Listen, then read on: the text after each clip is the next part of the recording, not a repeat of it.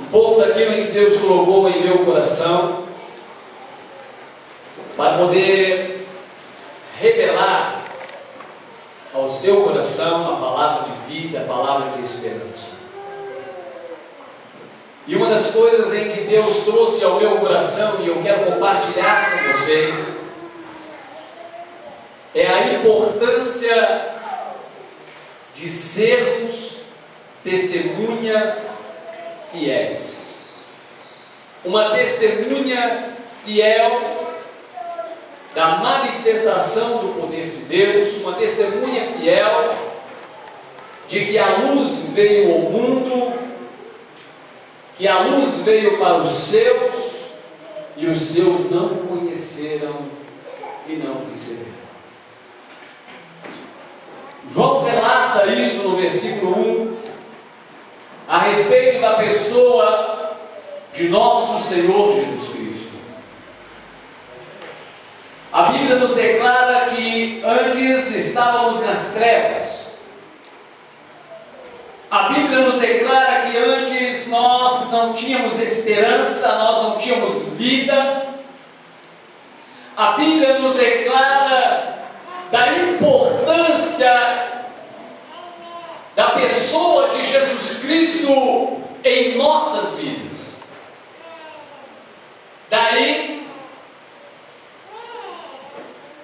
surgiu-se o título de cristãos. Porque cristãos é nada mais, nada menos que seguidores de Cristo Jesus. E todo cristão, seguidor de Jesus, ele precisa estar pronto, ele precisa estar preparado para poder renunciar, para poder sofrer as aflições como um bom soldado, e mais do que nunca louvar, adorar, bendizer e exaltar ao nome do Senhor Jesus Cristo, porque a palavra de Deus ela declara que o nome de Jesus é um nome que está acima de todos os nomes, ou seja, o nome de Jesus Cristo está acima do meu nome, está acima do teu nome, está acima do nome da igreja. Por isso o nome de Jesus Cristo é digno de todo louvor, de toda adoração, de toda exaltação, e é por isso que nós estamos aqui nessa noite, para dar a Ele o que lhe é devido: honra, glória, louvor e majestade,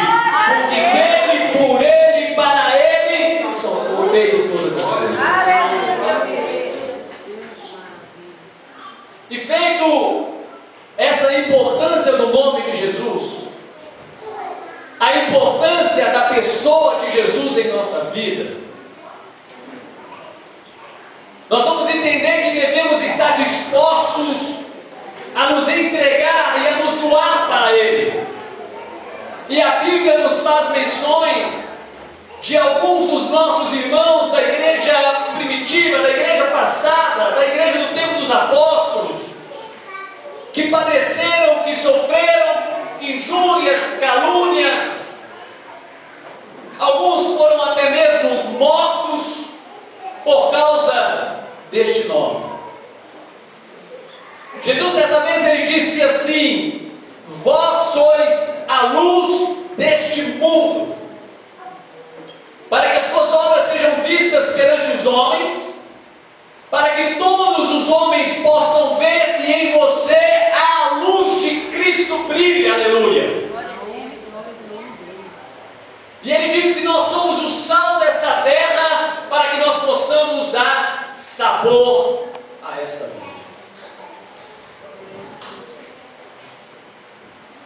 Ouvimos falar dos nossos irmãos Tiago, Pedro, Mateus, João, Paulo, dos martírios que alguns deles sofreram, do sofrimento que eles passaram. Alguns, meus amados, dos nossos irmãos naquela época, por causa do nome de Jesus, foram lançados nas arenas, foram feitos deles vitupérios,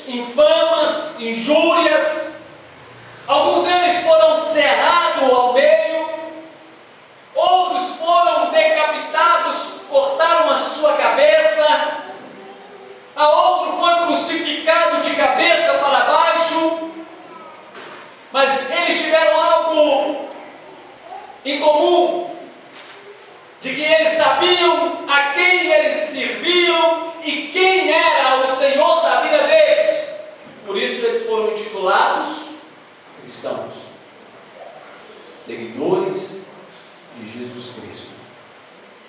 Eles não estavam ali levantando a placa de uma igreja, eles não estavam ali levantando o nome de uma denominação, mas eles estavam ali em prol do Evangelho de Jesus Cristo, eles estavam ali em prol da pessoa de Jesus, eles estavam ali em prol do nome de Jesus Cristo, a fim de que a mensagem que Jesus nos ensinou se espalhasse por toda aquela nação, por todo o mundo, a fim de que o homem, por meio de Jesus Cristo, fosse salvo. E a única maneira do homem salvar a tua alma, a única maneira do homem se tornar livre do inferno, meus amados, só existe uma forma: é por meio do nome de Jesus Cristo, e não tem outro nome.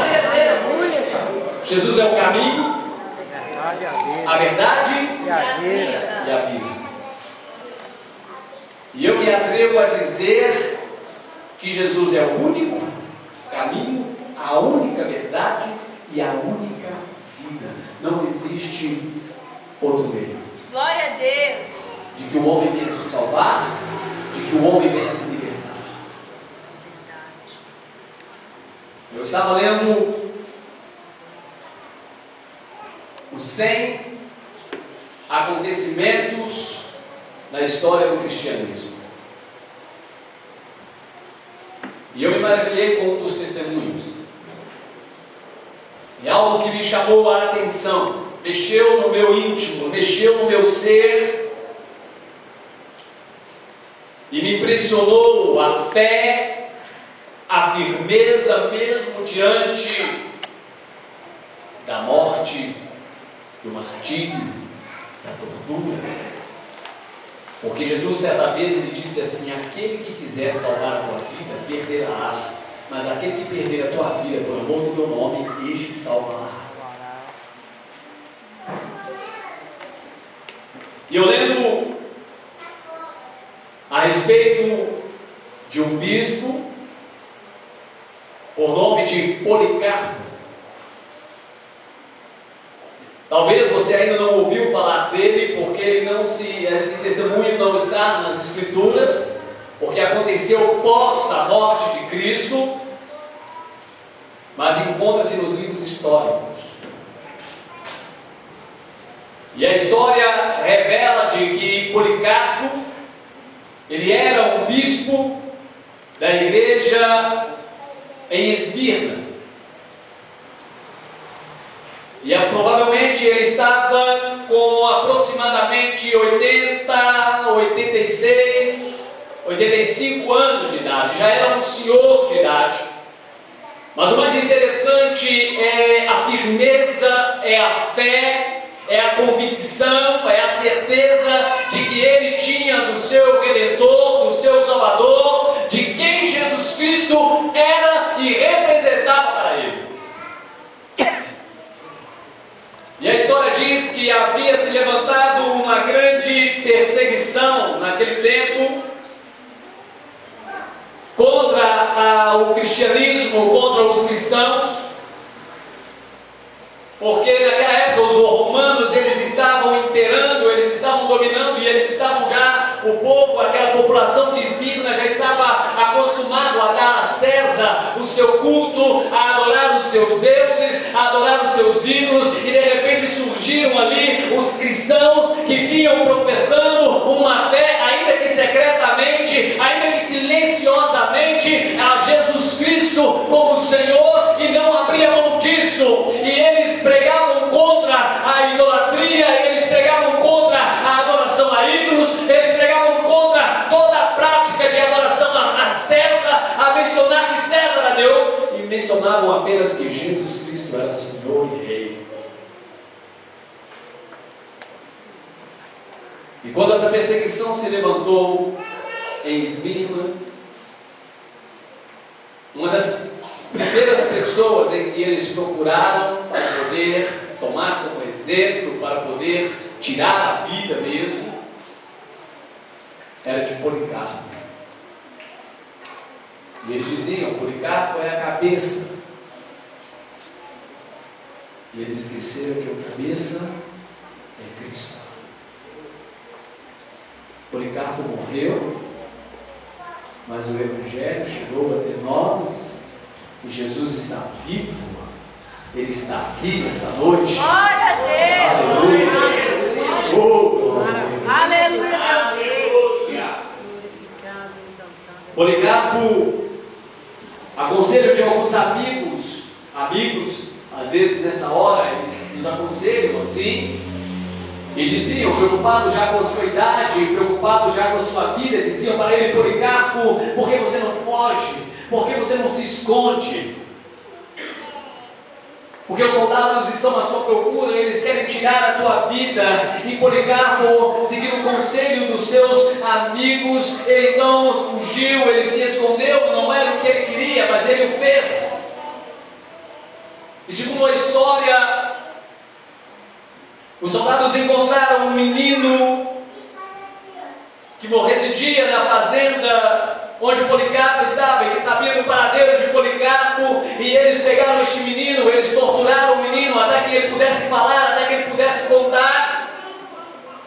Muitos de nós não sabemos o que é perseguição, muitos de nós não sabemos o que é luta, muitos de nós não sabemos o que é prova, muitos de nós não sabemos o que é padecer em nome de Jesus Cristo.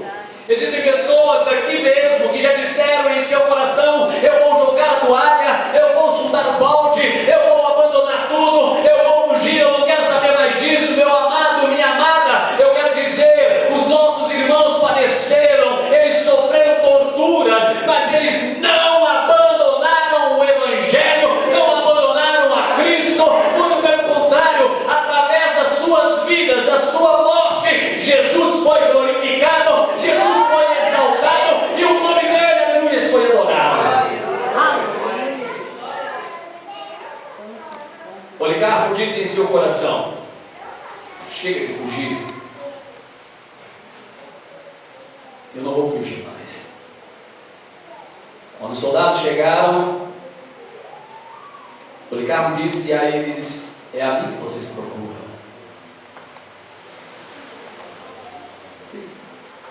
Eles disseram, chegaram Policarpo, Policarpo disse assim: olha, deixe-me entrar para o meu quarto e fazer a minha oração.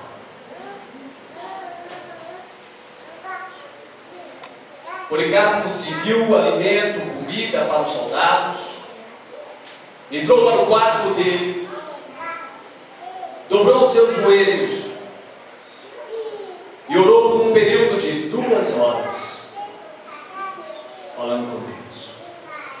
2 horas. Os soldados se comoveram com a simpatia de Policarpo. E o chefe da guarda disse: Policarpo, qual é o problema de você reconhecer e dizer que César é Senhor? Policarpo, ainda calado, meio que calado, disse, meio que baixo a eles, e disse: eu não farei isso.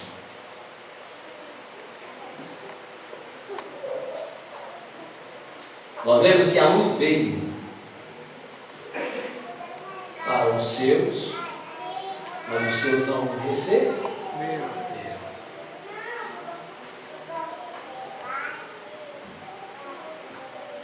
Policarpo foi levado até o procônsul, a uma arena lotada de homens, de mulheres furiosos,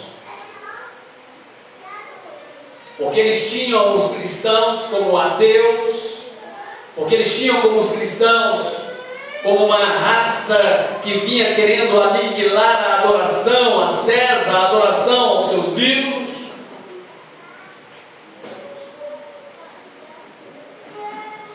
Quando o procônsul viu Policarpo entrando naquela arena lotada de pessoas furiosas, ele teve um sentimento como o de Pilatos, de querer salvar a vida de Policarpo, porque ele considerava a idade daquele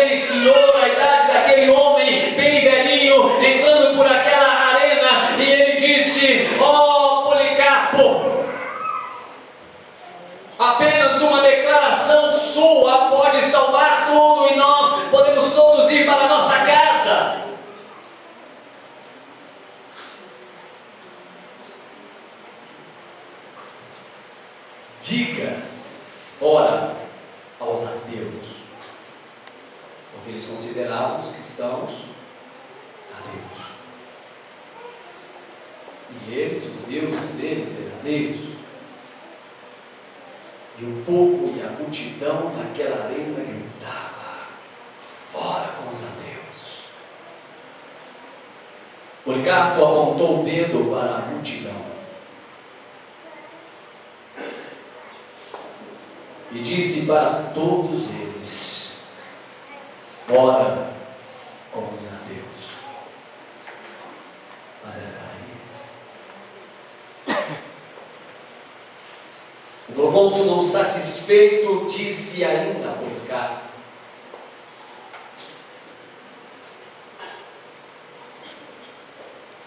blasfeme contra Cristo.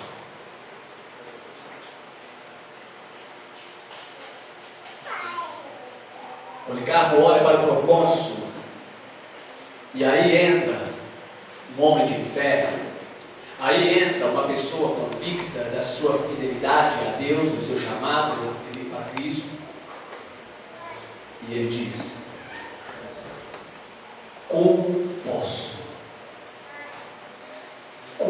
posso blasfemar, amaldiçoar aquele que me resgatou e que me salvou, a quem eu pertenço?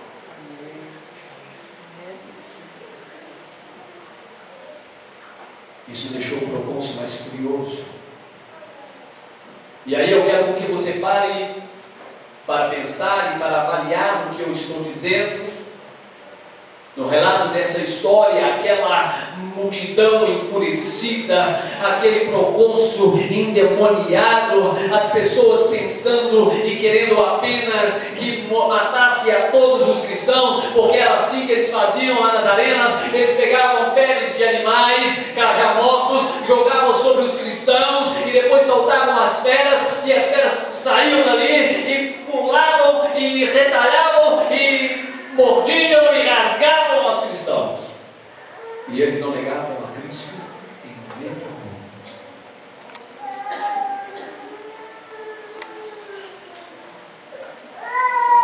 Policarpo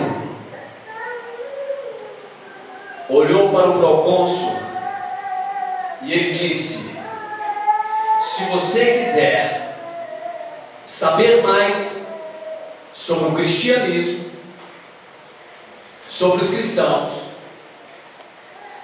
marque uma audiência e eu vou te dar uma aula sobre o cristianismo. Glória a Deus. O procônsul ameaçou lançar as feras. Policarpo não temeu ser lançado aquelas feras, muito pelo contrário, ele disse que mal pior para mim seria blasfemar contra o meu Cristo, contra o meu Jesus.